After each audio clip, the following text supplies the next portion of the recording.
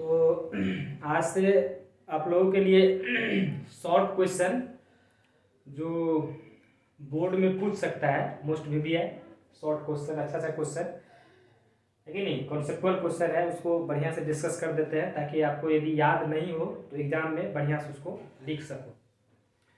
तो ये सारा क्वेश्चन है, क्वेश्चन बैंक का ही क्वेश्चन है, लेकिन अच्छा क्वेश्चन है, बार बार रिपीट करता है।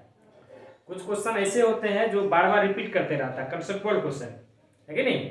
आप इसको क्वेश्चन को डिस्कस कर दिए हैं, ये क्वेश्चन लिखे हैं, इस क्वेश्चन ये क्वेश्चन समझ जाइएगा। इस प्रकार से इस तर्ज पे 8 को 10 को क्वेश्चन पूछा हुआ है कि नहीं। मिथाइल एमाइन ज्यादा बेसिक है कि नहीं इस एनिलीन की अपेक्षा, उसी प्रकार से एसिडिक स्ट्रेंथ वाला है ना। कह देगा फिनोल आपको जो है ज्यादा एसिडिक होता है अल्कोहल से, है ना, इसी का उल्टा उल्टा होता है। तो ये क्वेश्चन समझिएगा तो आपको ढेर सारा शॉर्ट क्वेश्चन जो है कंसेप्चुअल बन जाएगा। इसको आप लोग समझिए बढ़िया से, लगातार आप लोग को वीडियो डालेंगे शॉर्ट क्वेश्चन, कुछ ऑब्जेक्टिव बढ़िया बढ़िया। आप लोग को यदि कुछ बच्चे नहीं देख पाते हैं उसको देखिए अच्छा से, बहुत मेहनत लगता है वीडियो बनाने में, आप स्पीड बढ़ा दीजिए, उसको देखिए अच्छा से।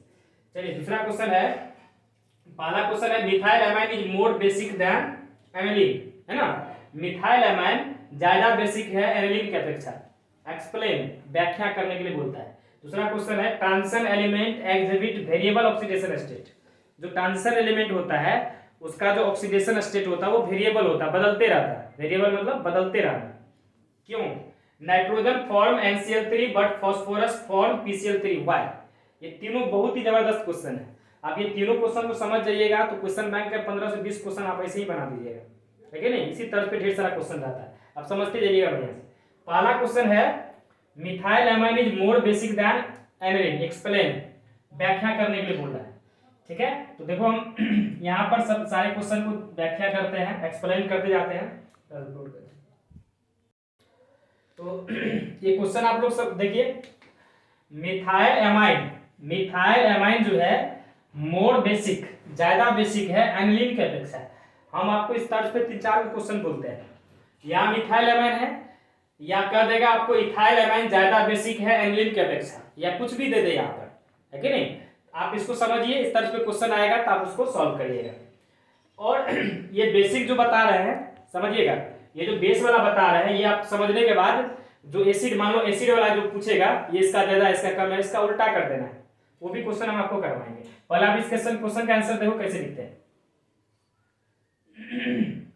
मिथाइल एमाइन की बात करें तो मिथाइल एमाइन होता है आपका CH3NH2, ये हो गया आपका मिथाइल एमाइन, ठीक है।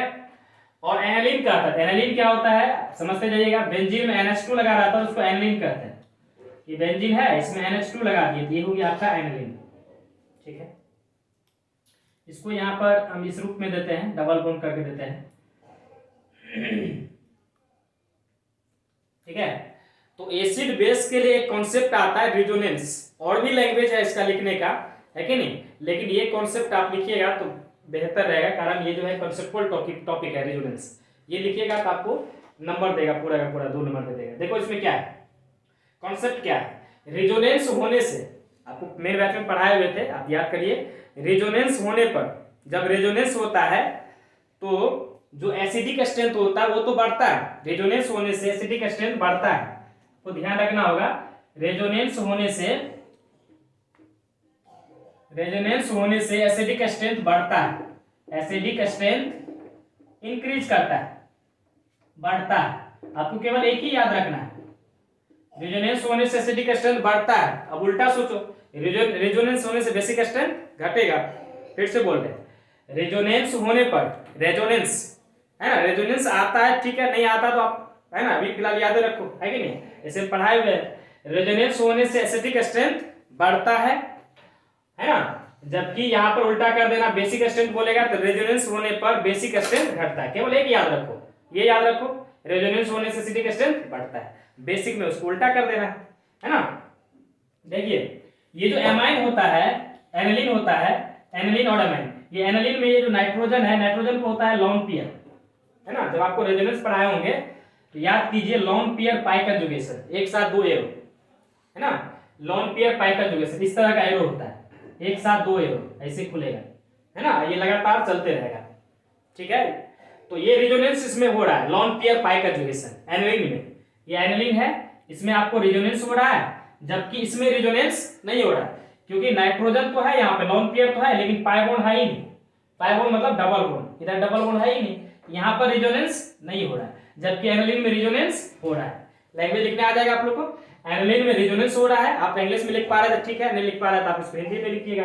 एनिलीन में रेजोनेंस हो रहा है, रेजोनेंस होने के कारण इसका बेसिक स्ट्रेंथ जो है आपको क्या होगा, कम होगा, जबकि जो एमाइन है उस एमाइन में रेजोनेंस नहीं होने के कारण इसका जो है बेसिक स्ट्रेंथ ज्यादा होगा। ठीक है, आ जाएगा आंसर लिखने। तो रेजोनेंस होने से एसिडिक स्ट्रेंथ बढ़ता है, बेसिक स्ट्रेंथ क्या होगा, घटेगा। इसमें रेजोनेंस हो रहा है इसीलिए इसका बेसिक स्ट्रेंथ कम होगा, जबकि इसमें रेजोनेंस नहीं हो रहा है इसका बेसिक स्ट्रेंथ ज्यादा।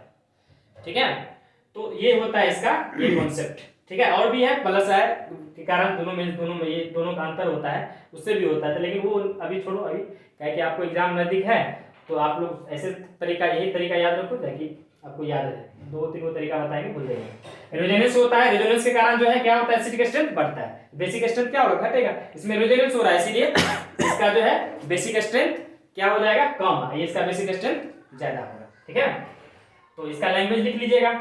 स्टॉप करो। तो इसका लैंग्वेज हम आपको बता देते हैं लिखने के लिए, है ना। तो इसका लैंग्वेज आपको यदि लिखना है तो इस तरह से लैंग्वेज लिखेंगे, है ना। ड्यू टू रेजोनेंस, ड्यू मतलब होता है कारण, due to resonance, due to resonance in aniline, aniline में रेजोनेंस होने के कारण जो है, due to resonance in aniline, aniline में रेजोनेंस होने के कारण जो है इसका बेसिक स्ट्रेंथ कम होता है। Due to resonance in aniline, है ना, basic strength is lower than, कम होता है। ठीक है, लोअर देन, है ना, एमाइन है कि नहीं, एमाइन ये जो है एल्काइल एमाइन, ठीक है, एमाइन, मिथाइल एमाइन, है ना। तो ये हो गया इसका रीजन। अब हम इस पर एक क्वेश्चन और आपको हम बोलते हैं, सुनिएगा, वैसे हम करवा देंगे। ऐसे क्वेश्चन पूछेगा, फिनॉल आप समझ लीजिए, यहाँ पर हम शॉर्ट में थोड़ा देर लिख रहे हैं, फिनॉल है कि नहीं, फिनॉल क्या रहेगा, phenol is more basic, more acidic then, phenol is more acidic then, phenol is more acidic then alcohol. ये क्वेश्चन पूछा हुआ है, कई बार में पूछा हुआ है। अब इस क्वेश्चन को कैसे एक्सप्लेन करेगा, इसको उल्टा कर देना है, एसिड बेस एक दूसरे का प्राय उल्टा होता है। तो यहाँ पर हम लोग पढ़े रेजोनेंस के कारण एसिडिक स्ट्रेंथ बढ़ता है, तो फिनॉल आप लोग जानते होइएगा, फिनॉल कुछ इस प्रकार से लिखा जाता है। ठीक है, फिनॉल हो गया OH, ऑक्सीजन पे लॉन पेयर, और यहाँ पर रेजोनेंस होगा, तो रेजोनेंस होगा तो क्या होगा, तो रेजोनेंस होगा तो उसका एसिडिक स्ट्रेंथ बढ़ जाता है, रेजोनेंस के कारण एसिडिक स्ट्रेंथ बढ़ता है। तो फिनॉल में रेजोनेंस है इसलिए इसका एसिडिक स्ट्रेंथ ज्यादा होगा, जबकि अल्कोहल में, है ना, रेजोनेंस नहीं होता है, मतलब मिथाइल अल्कोहल में, यहाँ पर मिथाइल अल्कोहल कर देगा इसे, मिथाइल अल्कोहल में। ये सब क्वेश्चन देखिएगा आपको मिलेगा, और भी क्वेश्चन है, कल हम इस पर और क्वेश्चन आपको डिस्कस कर देंगे। तो ये इसका आंसर है, due to resonance in aniline basic strength is lower than amine. इसमें यदि और कुछ थोड़ा सा जोड़ दीजिएगा, रेजोनेंस के कारण जो है ना, बेसिक स्ट्रेंथ घटता है, तो और ज्यादा जो है आपका आंसर सटीक हो जाएगा। चलिए दूसरा क्वेश्चन बहुत ही अच्छा क्वेश्चन है, transition element exhibit variable oxidation state. जो ट्रांजिशन एलिमेंट है वो वेरिएबल ऑक्सीडेशन स्टेट शो करता है, क्यों, ये भी बहुत अच्छा क्वेश्चन है। अब ये क्वेश्चन समझ लीजिए, 3-4 क्वेश्चन आपको बन जाएगा, है कि नहीं। वो क्वेश्चन देखेंगे तो आपको बता देंगे इसी यही कॉन्सेप्ट लिखना है। तो ये क्वेश्चन बहुत ही जबरदस्त क्वेश्चन है, देखो आप सुनिएगा। इसी क्वेश्चन पर जो इस क्वेश्चन का आंसर लिखेंगे, है ना, वही आंसर और भी क्वेश्चन को लिखना, वो कौन सा क्वेश्चन है हम आपको बताते हैं। और देखिए और क्वेश्चन कभी पूछते रहता है, जो डी ब्लॉक एलिमेंट होता है वो वेरिएबल ऑक्सीडेशन स्टेट शो करता है, यहाँ ट्रांजिशन एलिमेंट बोला है तो डी ब्लॉक को ही ट्रांजिशन एलिमेंट कहते हैं। ठीक है, दूसरा क्वेश्चन पूछते रहता है, डी ब्लॉक एलिमेंट या ट्रांजिशन एलिमेंट का ऑक्सीडेशन स्टेट या वो कलर्ड कंपाउंड शो करता है, कलर्ड कंपाउंड बनाता है, तो उनका भी आंसर यही होगा जो हम इसका लिखाएंगे।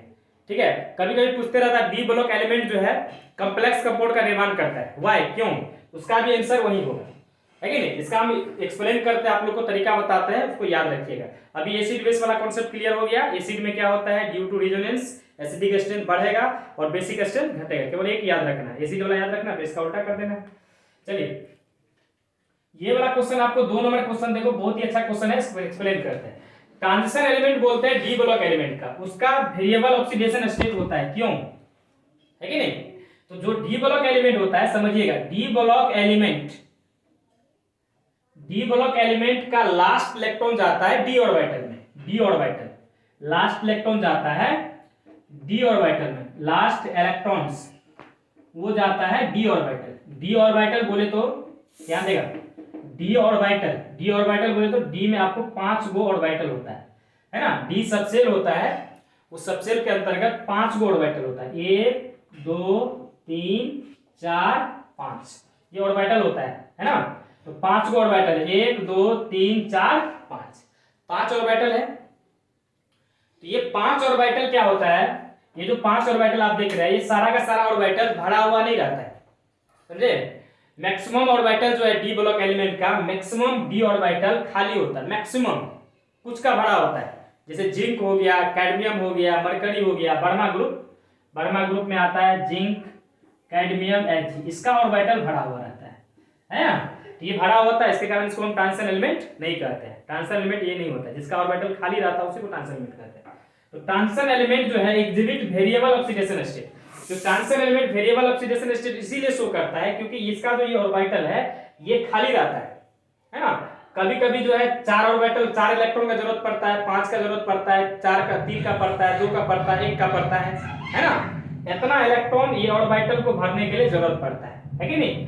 ऑर्बिटल जो है इसका पांचों ऑर्बिटल भरा हुआ नहीं रहता है, कुछ खाली पड़ जाता है ना। और यही खाली होने के कारण जो है अपना ऑक्सीडेशन स्टेट ये बदलते रहता है।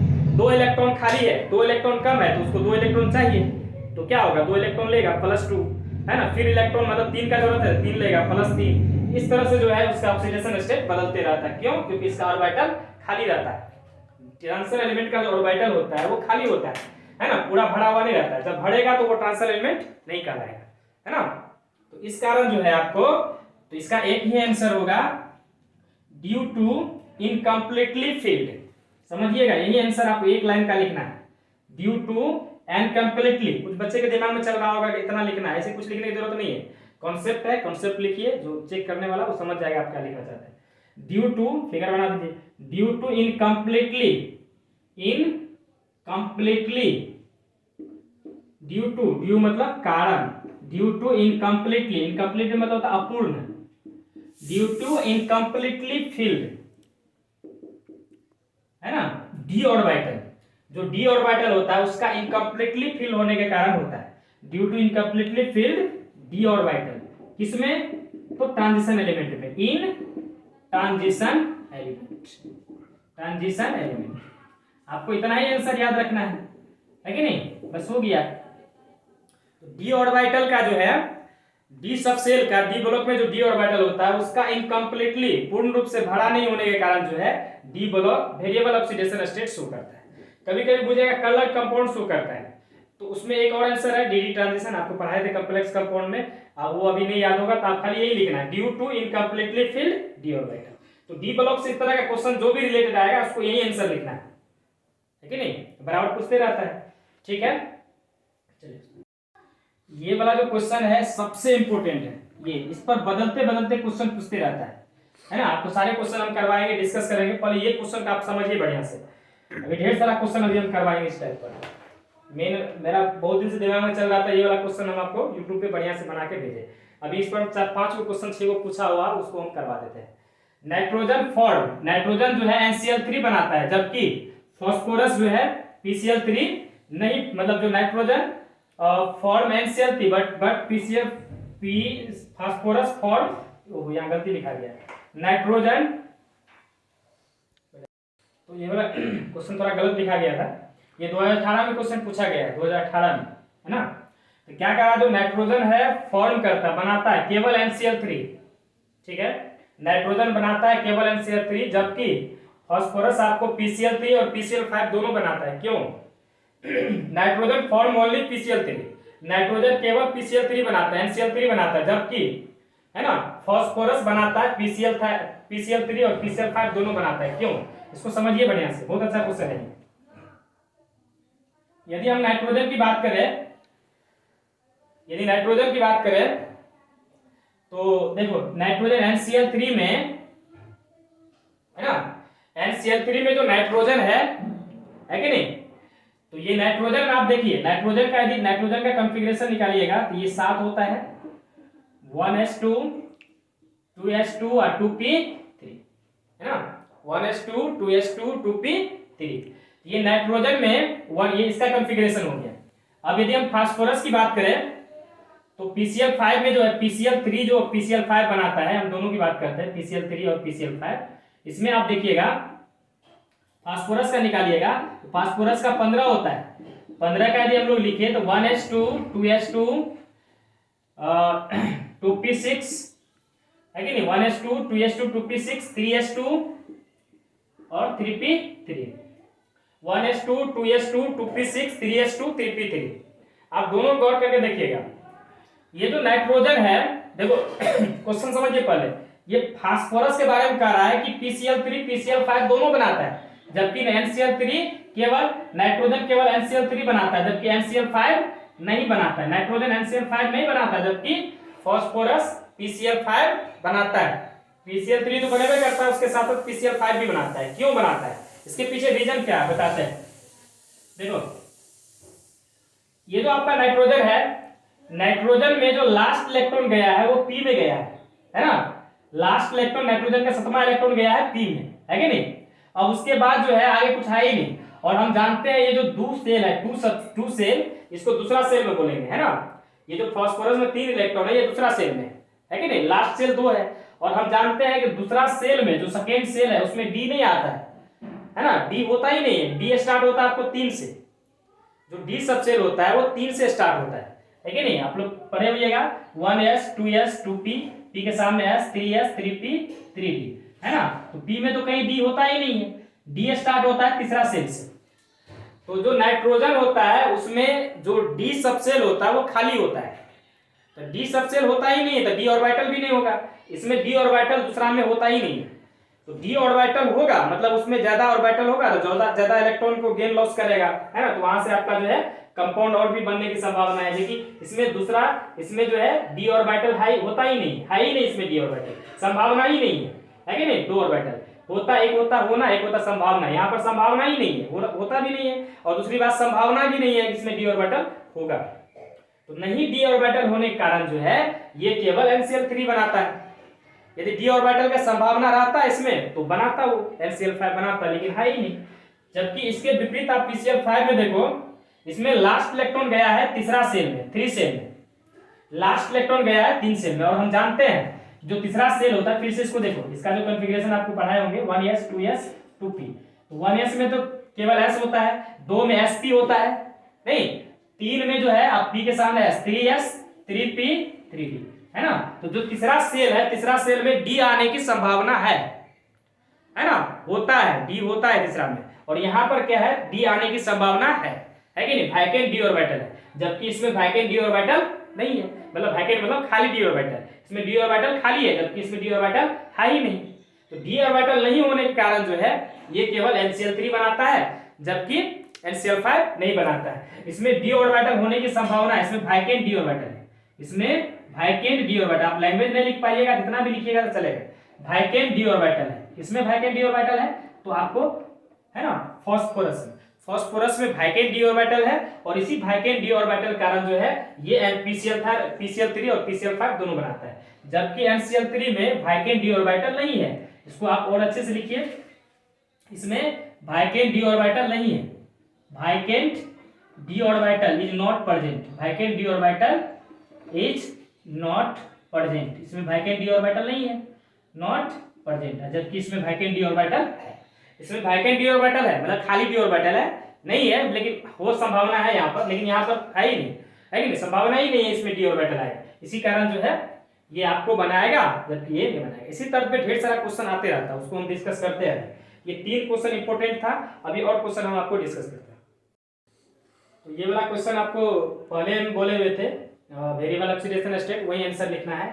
Transition element form coloured compound, transition element coloured compound बनाता है, क्यों, तो इसका आंसर वही होगा, due to incompletely filled D orbital, लिखा दिए।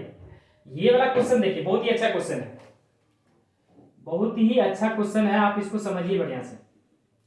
SiF6 2- इज नोन, मतलब ये संभव है, जबकि Si2 संभव नहीं है, नॉट नो मतलब संभव नहीं है। ये संभव है जबकि ये संभव नहीं है। इसका रीजन आप समझिए बढ़िया से। आपको पता होना चाहिए जो सिलिकॉन है वो टेट्रावैलेंट होता है ना। टेट्रावैलेंट मतलब अधिक से अधिक 4 बॉन्ड बनाएगा।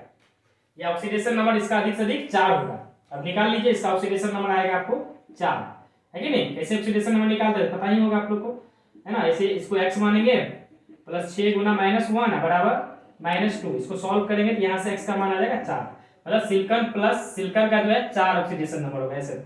वही बात यहाँ भी SiCl का हल 6 यहाँ भी सिलिकॉन का जो ऑक्सीडेशन नंबर है वो भी 4 प्लस होगा। तो दोनों में रीजन क्या है, इसका भी 4 है, इसका भी 4 है, इसका ऑक्सीडेशन नंबर 4 है, इसका ऑक्सीडेशन नंबर 4 है। तो कह रहा है कि ये जो है संभव है, ये संभव हो सकता है लेकिन ये संभव नहीं हो सकता है। इसके पीछे रीजन क्या है, तो रीजन इसका आप समझने के लिए आप समझिए, यहाँ फ्लोरीन है और यहाँ पे क्लोरीन है ना। सिलिकॉन दोनों का ऑक्सीडेशन नंबर सेम है, इसका भी 4 इसका भी 4। तो अब बात आ गई ये फ्लोरीन और क्लोरीन, ये दोनों में आप जो है समझिए क्या रीजन है। जो फ्लोरीन है, फ्लोरीन और क्लोरीन आपको पता होना चाहिए पूरा पीरियोडिक टेबल में सबसे ज्यादा इलेक्ट्रोनेगेटिविटी वाला एलिमेंट फ्लोरीन है। मतलब फ्लोरीन का इलेक्ट्रोनेगेटिविटी सबसे ज्यादा होता है और साइज भी ज्यादा, मतलब इलेक्ट्रोनेगेटिविटी भी ज्यादा होता है, उसके बाद उसका जो है साइज भी छोटा होता है ना क्लोरीन की अपेक्षा। क्लोरीन का भी इलेक्ट्रोनेगेटिविटी होता है लेकिन क्लोरीन से बहुत ज्यादा इलेक्ट्रोनेगेटिविटी फ्लोरीन का होता है ना। और यहाँ पर क्लोरीन फ्लोरीन में अंतर क्या है, तो फ्लोरीन का आपका साइज छोटा है और दूसरी बात इसका इलेक्ट्रोनेगेटिविटी ज्यादा है, जबकि क्लोरीन का साइज बड़ा है और इलेक्ट्रोनेगेटिविटी इससे कम है। इससे क्या होता है हम आपको फिगर के माध्यम से बताते हैं। तो दोनों का देखिए आप, यदि हम सिलिकॉन की बात करें तो सिलिकॉन में यदि हम लोग फ्लोरीन को जोड़ने की कोशिश करें तो फ्लोरीन आप समझिएगा, fluorine fluorine fluorine fluorine fluorine है कि नहीं, ये फ्लोरीन एटम को जोड़ दिए। अब इसके बाद यहाँ पर सिलिकॉन देखो, सिलिकॉन में chlorine chlorine chlorine chlorine chlorine 4 1 5 chlorine. अब ये दोनों में अंतर क्या होता है, देखो क्लोरीन का साइज जो होता है, क्लोरीन एटम का साइज बड़ा होता है क्योंकि क्लोरीन का एटॉमिक नंबर कितना होता है 17, है ना। तो इसका साइज बड़ा होगा, इसका साइज कुछ इस प्रकार से होगा, ऐसे अब समझते जाइएगा, ऐसे होगा। जब साइज बड़ा होगा तो एटम क्या होगा, सटते जाएगा इस तरह से, है ना। इसका साइज छोटा है तो एटम क्या होगा, दूर दूर, ऐसे दूर दूर होगा, दूर दूर होगा, दूर दूर होगा। और जो इसका कक्षा होगा, बाहरी कक्षा, बाहरी कक्षा में क्या होता है, इलेक्ट्रॉन, यहाँ भी इलेक्ट्रॉन, यहाँ भी इलेक्ट्रॉन, यहाँ भी इलेक्ट्रॉन, यहाँ भी इलेक्ट्रॉन, यहाँ भी इलेक्ट्रॉन, यहाँ भी इलेक्ट्रॉन, इलेक्ट्रॉन इलेक्ट्रॉन, ठीक है। और यहाँ इलेक्ट्रॉन, ठीक है, बाहरी कक्षा में इलेक्ट्रॉन होता है, इलेक्ट्रॉन होता है। आप समझिए यहाँ पर ये जो इलेक्ट्रॉन है, इलेक्ट्रॉन दूर दूर होने के कारण, जब इलेक्ट्रॉन दूर दूर होगा तो रिपल्सन क्या होगा, कम, मतलब प्रतिकर्षण क्या होगा, कम। यहाँ पर फ्लोरीन फ्लोरीन का एटम जो है साइज छोटा होने के कारण ये इधर दूर दूर है, बीच में गैप है, इलेक्ट्रॉन दूर दूर है, यहाँ पर रिपल्सन हो जाएगा कम, रिपल्सन हो जाएगा कम, रिपल्सन कम होगा। जबकि यहाँ पर क्या है, एटम नजदीक नजदीक है, सटा सटा है, यहाँ पे ज्यादा रिपल्सन होगा, है कि नहीं। इतना ज्यादा रिपल्सन होगा कि ये क्लोरीन एटम क्या होगा, यहाँ से फेंका जाएगा, मतलब जुड़ भी नहीं करेगा यहाँ पर, क्योंकि ज्यादा रिपल्सन होगा, इलेक्ट्रॉन इलेक्ट्रॉन के बीच में ज्यादा रिपल्सन होगा, ठीक है। तो ज्यादा रिपल्सन होने के कारण जो है ये कंपाउंड एग्जिस्ट नहीं करेगा। किसमें ज्यादा रिपल्सन होगा, SiCl6 में। क्यों होगा, क्योंकि इसका साइज बड़ा है ना। यहाँ पर कम रिपल्सन क्यों होगा, फ्लोरीन का साइज छोटा है, दूसरी बात इलेक्ट्रोनेगेटिविटी ज्यादा है। इलेक्ट्रोनेगेटिविटी ज्यादा है तो इलेक्ट्रोनेगेटिविटी मतलब खींचने की क्षमता, तो सिलिकॉन को खींचा हुआ रहेगा। जबकि यहाँ पर क्या है, साइज बड़ा है और इसकी अपेक्षा इलेक्ट्रोनेगेटिविटी कम है, तो साइज बड़ा होने के कारण इलेक्ट्रॉन नजदीक नजदीक होगा तो ज्यादा रिपल्सन देगा। तो ये इसी कारण जो है आपको SiCl6 संभव है, सॉरी संभव नहीं है, जबकि SiF6 संभव है कि नहीं। तो यही इसका रीजन है। स्टॉप कर। देखो एक हाइड्रोजन बॉन्डिंग पे क्वेश्चन आते रहता है ना। आपको जितने भी क्वेश्चन हम डिस्कस कर रहे हैं आप एक बार वीडियो देख लीजिएगा, अपने आप सब लिखा जाएगा, ठीक है नहीं। आप यदि इसको इंग्लिश में लिख पा रहे हो तो ठीक है, नहीं लिख पा रहे हैं तो उसको आप हिंदी में भी जोड़ के लिख सकते हैं। जैसे अभी जो क्वेश्चन डिस्कस किए सबसे अच्छा क्वेश्चन था ये, SiF6 संभव नहीं है जबकि SiCl6 संभव नहीं है जबकि SiF6 संभव है ना। उसके पीछे रीजन बता दिए। एक हाइड्रोजन बॉन्डिंग का कॉन्सेप्ट होता है, इसमें बहुत क्वेश्चन आता है बोर्ड में, देखो इसमें बहुत ज्यादा क्वेश्चन आता है, इसको समझिए। क्या कॉन्सेप्ट है हाइड्रोजन बॉन्डिंग का? तो हाइड्रोजन बॉन्डिंग होने के लिए एक ट्रिक आता है फोन, फोन है ना, याद करने के लिए ट्रिक होता है फोन। मतलब क्या, ये जो तीन एलिमेंट है, phone means fluorine, F means fluorine, O means oxygen, N means nitrogen. यदि तीनों एलिमेंट के साथ यदि हाइड्रोजन कहीं भी जुड़ा हुआ, केवल ये तीन एलिमेंट, अदर नहीं, ये तीन एलिमेंट के साथ यदि फ्लोरीन हाइड्रोजन कहीं भी जुड़ा हुआ है तो उसमें हाइड्रोजन बॉन्डिंग होगा। ठीक है, कहीं भी जुड़ा हुआ है। जैसे आप समझिए, इस पे ऑब्जेक्टिव भी आता है, जैसे HCl कितना बार में पूछा हुआ कि इसमें हाइड्रोजन बॉन्डिंग है कि नहीं है। तो आप यहां समझो, ये जो हाइड्रोजन है, हाइड्रोजन तो है, लेकिन हाइड्रोजन बॉन्डिंग के लिए जो एलिमेंट होना चाहिए फोन, क्या इसमें फोन है? मतलब क्लोरीन, ऑक्सीजन, नाइट्रोजन है क्या? नहीं, इसमें हाइड्रोजन बॉन्डिंग नहीं होगा, है ना, समझिएगा बढ़िया से। उसके बाद H2O, इसमें हाइड्रोजन बॉन्डिंग है, क्योंकि हाइड्रोजन है उसके साथ फोन का एलिमेंट ऑक्सीजन, इसमें हाइड्रोजन बॉन्डिंग होगा। फिर NH3, NH3 में आपको हाइड्रोजन बॉन्डिंग है, क्यों? क्योंकि फोन का एलिमेंट नाइट्रोजन है और हाइड्रोजन है, मतलब ये तीन एलिमेंट में से कोई भी होगा और उसके साथ हाइड्रोजन होगा तो उसमें हाइड्रोजन बॉन्डिंग होगा।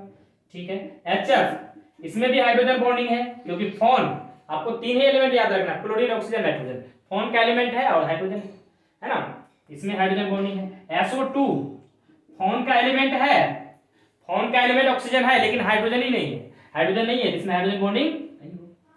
ठीक है, तो जिसमें हाइड्रोजन बॉन्डिंग होता है उसमें हाइड्रोजन बॉन्डिंग होता है। देखो यहाँ पर हम इतना ही में कुछ क्वेश्चन आपको लिखते हैं, उसका आंसर यही लिखना है, इसमें पूछते रहता है क्वेश्चन बैंक में, देखिएगा निश्चित रूप से अभी जो करवा रहे हैं इसमें एवे करेगा क्वेश्चन आपको, है ना।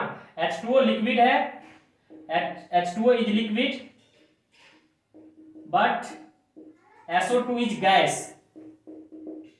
क्वेश्चन बैंक उल्टा के देखिए, ये क्वेश्चन कितना बार पूछा हुआ, नहीं पूछा हुआ इसी तर्ज पे बदलते रहता है। H2O लिक्विड है जबकि H2S एसिड है, बेस है ना, गैस है, इस तरह से बोलते रहता है, उसमें यही कॉन्सेप्ट लिखना है ना। तो H2O लिक्विड है, H2O लिक्विड, H2O लिक्विड है, H2O में क्या हाइड्रोजन बॉन्डिंग है ना।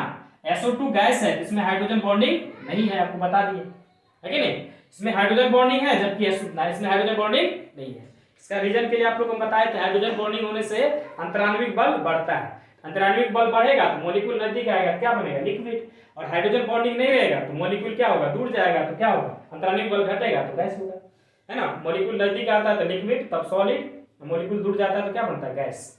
इस तरह से ये रीजन है। इस पे तर्ज पे और क्वेश्चन पूछते रहता है। HF weaker acid than HF, HF is weaker acid, weaker acid than HF। क्यों? HF कमजोर एसिड होता है HI से, क्यों? HF is weaker acid than HI, मतलब HF जो है, HF कमजोर एसिड होता है HI से, क्यों? आप समझिए इसको, जो HF होता है ना, HF में आपको हाइड्रोजन बॉन्डिंग होता है, क्यों? हाइड्रोजन बॉन्डिंग के लिए फोन एलिमेंट होना चाहिए, फोन का एलिमेंट है ना, जबकि HI में क्या है? हाइड्रोजन तो है लेकिन फोन का एलिमेंट क्लोरीन, ऑक्सीजन, नाइट्रोजन नहीं है, इसमें हाइड्रोजन बॉन्डिंग नहीं है। इसमें होगा जबकि इसमें हाइड्रोजन बॉन्डिंग नहीं होगा, इसमें हाइड्रोजन बॉन्डिंग है, इसमें हाइड्रोजन बॉन्डिंग नहीं है। इसी कारण जो है HF कमजोर एसिड है जबकि HI ज्यादा एसिडिक है। अब इसका रीजन जानिएगा तो आपको इसमें इतना ही लिखना, due to hydrogen bonding in HF, है ना।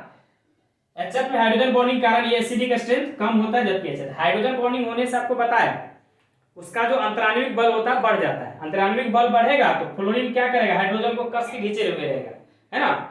और इसमें क्या होगा? इसमें हाइड्रोजन बॉन्डिंग नहीं है तो ये क्या होगा? फ्री होगा, अंतराण्विक बल मतलब इंटरमोलिकुलर फोर्स ऑफ अट्रैक्शन कम होगा, तो हाइड्रोजन जो आसानी से छोड़ता है उतना अच्छा एसिडिक होता है।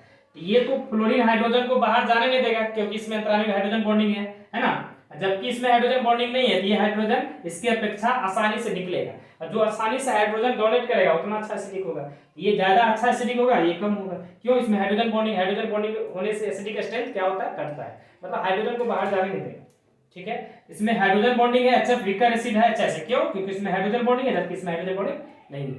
ठीक है, इसी पर एक क्वेश्चन आपको बोलते हैं, आप क्वेश्चन बैंक में लाइएगा, पूछते रहता है NH3 वीकर एसिड है, NH3 जो है आपका वीकर एसिड है HI से, सॉरी NH3 का है। बॉइलिंग पॉइंट, बॉइलिंग पॉइंट क्या होता है? हाइड्रोजन बॉन्डिंग होने से बॉइलिंग पॉइंट बढ़ता है ना। जिसमें हाइड्रोजन बॉन्डिंग होता है उसका बॉइलिंग पॉइंट ज्यादा होता है। बॉइलिंग पॉइंट मतलब टेम्परेचर, जिसका हाइड्रोजन बॉन्डिंग ज्यादा होगा उसको, है ना, उसका अंतराण्विक बल बढ़ेगा, है ना, तो मॉलिक्यूल आएगा नजदीक, है कि नहीं। बॉयल कराने का मतलब है मॉलिक्यूल को बाहर भेजना है ना, सरफेस के पास भेजना है। तो अंतराण्विक बल बढ़ जाने के कारण क्या होगा, अब उस मॉलिक्यूल को सरफेस भेजने के लिए ज्यादा टेम्परेचर का जरूरत पड़ेगा, मतलब बॉइलिंग पॉइंट ज्यादा देना पड़ेगा। तो जो जिसमें हाइड्रोजन बॉन्डिंग होगा उसका बॉइलिंग पॉइंट ज्यादा होगा, है ना। इसमें पूछते रहता है boiling point of NH3 is more than pH3, more than pH3 why, क्यों। ये पी ब्लॉक का भी क्वेश्चन है, आपको इसे बार बार डिस्कस किए हुए हैं। NH3 का बॉइलिंग पॉइंट ज्यादा होता है pH3 से, क्यों, बदलते बदलते पूछते रहता है क्वेश्चन। तो NH3 का बॉइलिंग पॉइंट pH3 से ज्यादा होता है, रीजन इसका है NH3 में आपको हाइड्रोजन बॉन्डिंग है, जबकि pH3 में हाइड्रोजन बॉन्डिंग नहीं है। आपका आंसर आपको लिखना कैसे है, ऐसे लिखना है NH3 has present hydrogen bonding but pH3 has not present hydrogen bonding. आप लोग वीडियो को रोक करके लिख लीजिएगा, NH3 has present hydrogen bonding, जो NH3 है उसमें हाइड्रोजन बॉन्डिंग है, जबकि pH3 में हाइड्रोजन बॉन्डिंग नहीं है ना। ड्यू टू हाइड्रोजन बॉन्डिंग, है ना, due to hydrogen bonding intermolecular force of attraction, है ना, अमॉन्ग मॉलिक्यूल्स इज इंक्रीज्ड, मतलब जो मॉलिक्यूल के बीच में जो इंटरमोलिकुलर फोर्स ऑफ अट्रैक्शन होता है वो बढ़ जाता है कि नहीं। तो NH3 में हाइड्रोजन बॉन्डिंग है, उतना नहीं लिखना, बस इतना लिखना है कि pH3 का बॉइलिंग पॉइंट ज्यादा होता है NH3 से, क्योंकि इसमें हाइड्रोजन बॉन्डिंग है, बस इतना लिखना है।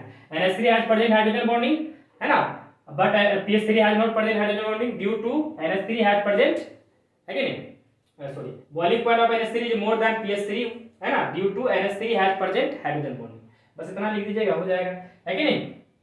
और ये सब भी क्वेश्चन में ऐसे ही लिखना है, इसके पास हाइड्रोजन बॉन्डिंग है जबकि इसके पास हाइड्रोजन बॉन्डिंग नहीं है। यदि तुमको याद रहेगा कॉन्सेप्ट, नहीं याद रहेगा इतना लिख देना है कि नहीं, हाइड्रोजन बॉन्डिंग होने से इंटरमोलिकुलर फोर्स ऑफ अट्रैक्शन बढ़ता है, हिंदी में लिख देगा, उसके बाद जो है इसको लिख दीजिए, है कि नहीं, पूरा पूरा नंबर देगा आपको 2 नंबर, ठीक है। तो आज आप लोग को हम इतना क्वेश्चन को डिस्कस किए हैं, करीबन 10 से 15 क्वेश्चन को। कल और क्वेश्चन को डिस्कस करेंगे, कल हम ऑर्गेनिक का भी क्वेश्चन को डिस्कस करेंगे, सारे क्वेश्चन बैंक का क्वेश्चन है ना।